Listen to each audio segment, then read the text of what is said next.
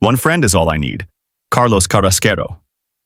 The rain whispered against the windows as Mira traced the edge of the wooden board with careful fingers. She smiled when she found the familiar squares beneath her touch. Every piece rested in its proper place, waiting for another quiet battle. She could not see the board, but she did not need to. She knew every carved knight, every smooth pawn, every tall tower by the shape beneath her fingertips. The game had become a language that belonged to her alone. A soft rumble echoed from the chair across from her. "It is your move," said her friend. "I know," Mira replied with a grin. "I am thinking." Silence settled between them. It was never an uncomfortable silence. It felt warm, like sitting beside a fire on a cold evening.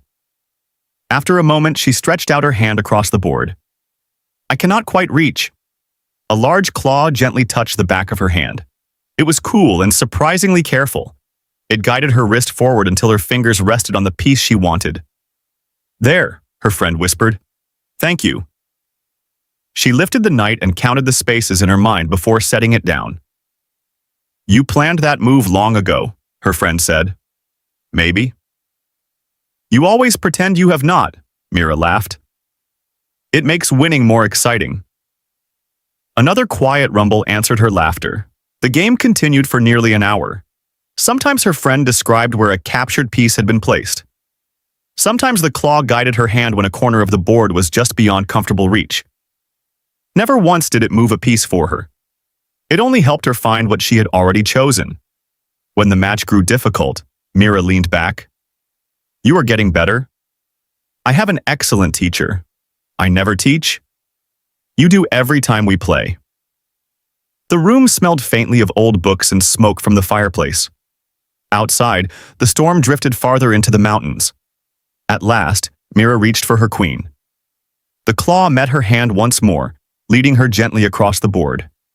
Her fingers wrapped around the piece with confidence. She moved it into place. "Checkmate," she said. A deep laugh filled the room. "I have lost again." "You always make me work for it." "That is because you deserve a challenge." The room fell quiet.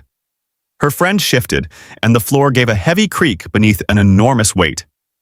"There is something I have wanted to ask," the voice said softly. "What is it?"